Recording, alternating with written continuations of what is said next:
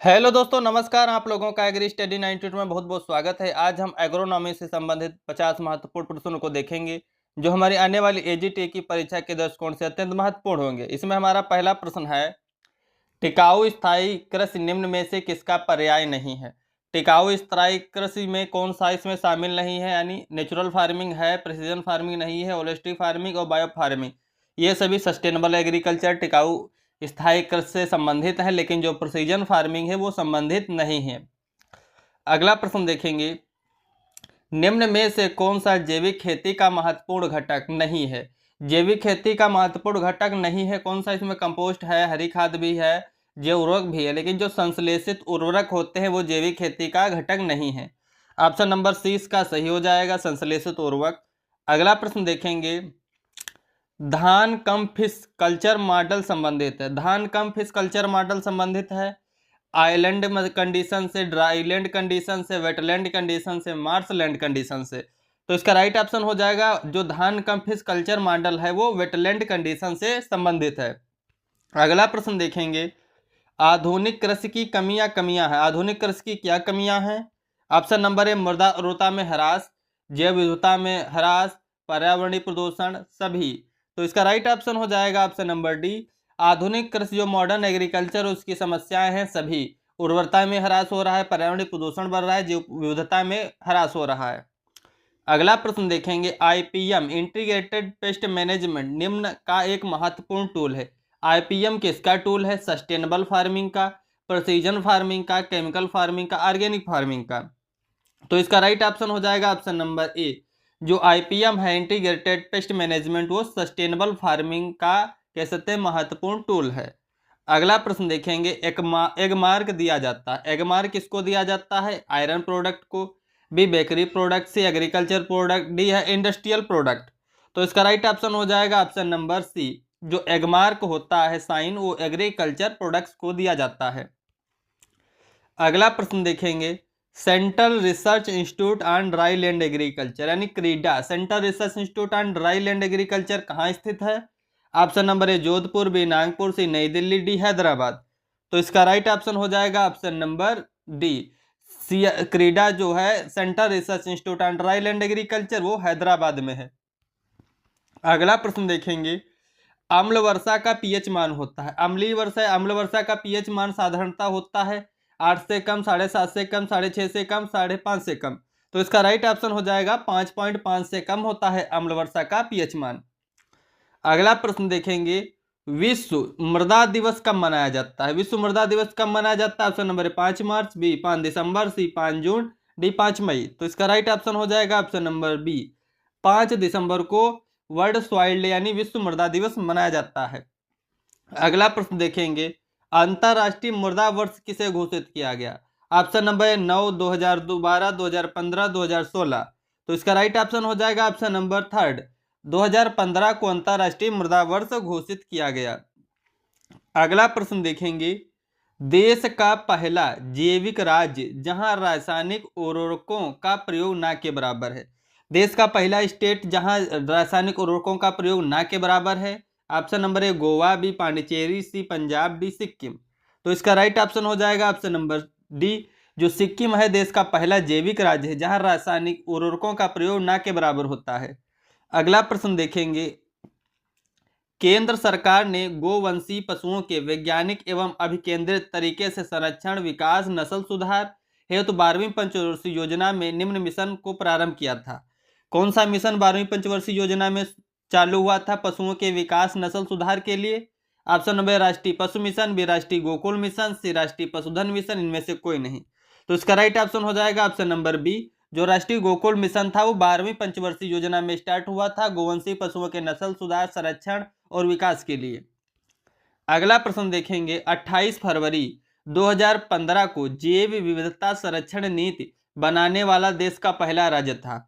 कौन सा पहला राज्य है, झारखंड, सिक्किम, गोवा, केरल। तो इसका राइट ऑप्शन हो जाएगा ऑप्शन नंबर 4, जो केरल राज्य था उसने 28 फरवरी 2015 को जैव विविधता संरक्षण नीति लागू किया था। यह देश का पहला राज्य था जिसने जैव विविधता संरक्षण नीति लागू किया 2015 में। अगला प्रश्न देखेंगे, NHRDF लासगांव महाराष्ट्र में पड़ता है द्वारा पर्वतीय क्षेत्रों के लिए लहसुन की निम्न प्रजाति विकसित की गई। NHRDF द्वारा जो है पार्वती वैरायटी लहसुन की विकसित की गई थी जो पर्वतीय क्षेत्रों के लिए उपयुक्त है। अगला प्रश्न देखेंगे टीसियोलॉजी। टीसियोलॉजी में किसका अध्ययन करते हैं? चाय की खेती, मत्स्य पालन, रेशम पालन, कॉफी की खेती। तो इसका राइट ऑप्शन हो जाएगा ऑप्शन नंबर ए। टीसियोलॉजी में चाय की खेती का अध्ययन करते हैं। अगला प्रश्न है फैलेरिस माइनर का औसत परीक्षण भार है। जो गेहूं का मेवा होता है उसका परीक्षण भार कितना होता है? 5 ग्राम, बी 2 ग्राम, सी 100 ग्राम, डी 18 ग्राम। जो परीक्षण भार होता है 1000 बीजों का पर लिया जाता है। 1000 बीजों का परीक्षण भार जो होता है 2 ग्राम होता है फैलेरिस माइनर या गेहूं के मामा का। अगला प्रश्न देखेंगे स्थायी म्लानी बिंदु का मृदा नमी तनाव परिसर है। स्थायी म्लान बिंदु का मृदा नमी तनाव परिसर है 0 बार, 33 बार, 15 बार, 60 बार। तो इसका राइट ऑप्शन हो जाएगा ऑप्शन नंबर बी। स्थायी म्लान बिंदु का जो मृदा नमी तनाव परिसर है वो 15 बार होता है। अगला प्रश्न देखेंगे राइजोबियम जपोनिकम जीवाणु किसकी जड़ में पाया जाता है? राइजोबियम जपोनिकम जो जीवाणु है वो किसकी जड़ में पाया जाता है? मटर, पाइसम सेटाइवम अरहर, कैजानस Khajan, berseem, ट्राइफोलिव एलेजेंड्रम, soybean, glycine max. तो इसका राइट ऑप्शन हो जाएगा ऑप्शन नंबर डी। जो राइजोबियम जपोनिकम जो बैक्टीरिया होता है वो सोयाबीन की जड़ों में पाया जाता है, नाइट्रोजन फिक्सिएट करता है। अगला प्रश्न देखेंगे लाल रंग की मृदाओं में लाल रंग निम्न के कारण होता है। लाल रंग की मृदाओं में लाल रंग किसके कारण होता है? Option number A iron oxide, B copper oxide, C गेरू, डी कैल्शियम ऑक्साइड। तो इसका राइट ऑप्शन हो जाएगा option number A iron oxide के कारण लाल मृदा का लाल रंग होता है। अगला प्रश्न है एक बेल जूट का भार है। एक बेल जूट का भार होता है 180 ग्राम, बी 178 से 175, डी 278 kg। तो इसका राइट ऑप्शन हो जाएगा ऑप्शन नंबर बी। एक बेल जूट का जो भार होता है 178 kg होता है। अगला प्रश्न देखेंगे क्वीन ऑफ सीरियल्स यानी अनाजों की रानी किसे बोलते हैं? धान को, बाजरा को, मक्का को, ज्वार को। तो इसका राइट ऑप्शन हो जाएगा ऑप्शन नंबर थर्ड। मक्का को क्वीन ऑफ सीरियल्स क्रॉप कहते हैं, अनाजों की रानी। अगला प्रश्न देखेंगे धान के खेत से निकलने वाली गैस है। धान के खेत से कौन सी गैस निकलती है? ऑप्शन है कार्बन डाइऑक्साइड, बी है सल्फर डाइऑक्साइड, सी इथेन, बी है मीथेन। तो इसका राइट ऑप्शन हो जाएगा ऑप्शन नंबर 4। जो मीथेन CH4 गैस होती है धान के खेत से निकलती है। अगला प्रश्न देखेंगे केंद्रीय एगमार्ग प्रयोगशाला स्थित है। केंद्रीय एगमार्ग प्रयोगशाला कहाँ स्थित है? कानपुर में, नागपुर में, बेंगलोर में, नई दिल्ली में। तो इसका राइट ऑप्शन हो जाएगा ऑप्शन नंबर बी। जो केंद्रीय एगमार्ग प्रयोगशाला है वो नागपुर में स्थित है। अगला प्रश्न देखेंगे तंबाकू में निकोटीन का संश्लेषण किस भाग में होता है? तंबाकू के प्लांट में निकोटीन का संश्लेषण किस भाग से होता है? ऑप्शन नंबर तने से, बी पत्ती से, सी जड़ से, डी पर्णवृंत से। तो इसका राइट ऑप्शन हो जाएगा ऑप्शन नंबर सी। तंबाकू में निकोटीन का संश्लेषण जड़ भाग से होता है।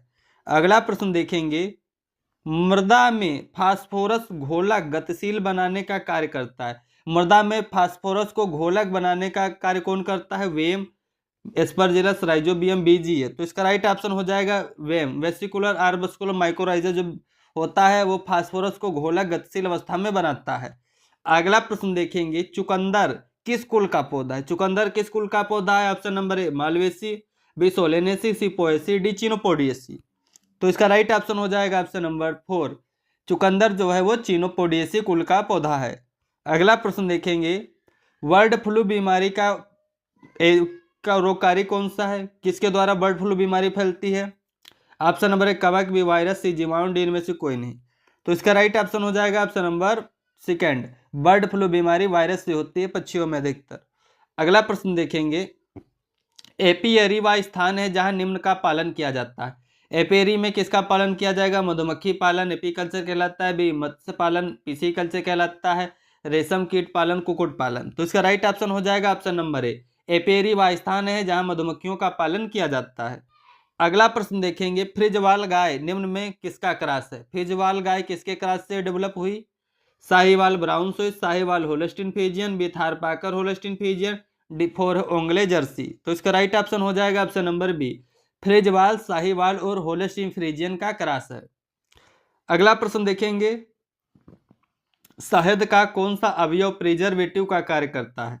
शहद का कौन सा अवयव प्रिजर्वेटिव का कार्य करता है? फार्मिक अम्ल, डेक्स्ट्रिन, पेंटोथेनिक अम्ल, पारिडॉक्सिन। तो इसका राइट ऑप्शन हो जाएगा ऑप्शन नंबर ए। जो फार्मिक अम्ल होता है शहद का वो प्रिजर्वेटिव का कार्य करता है।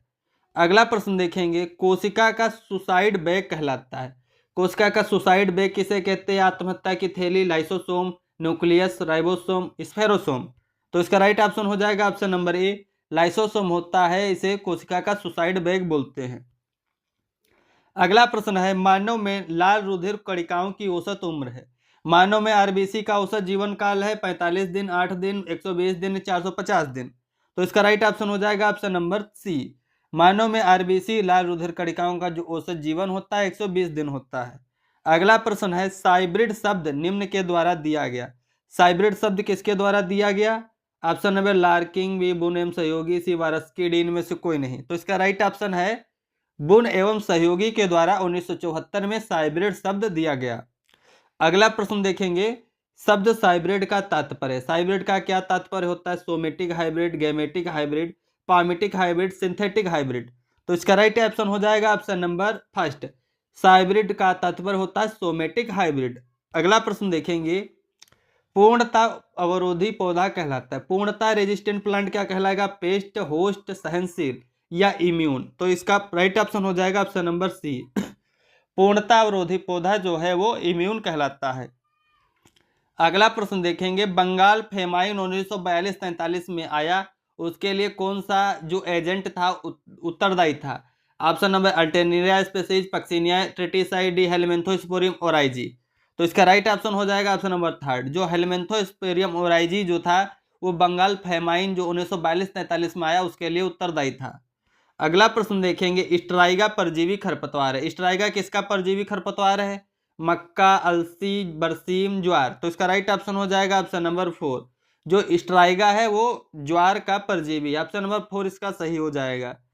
अगला प्रश्न देखेंगे, लवण सहनशील फसल है। लवण सहनशील फसल है कपास, अरहर, जौ, आलू। तो इसका राइट ऑप्शन हो जाएगा ऑप्शन नंबर 3, जौ है एक लवण सहनशील फसल है। Thanks for watching, please like and subscribe my channel.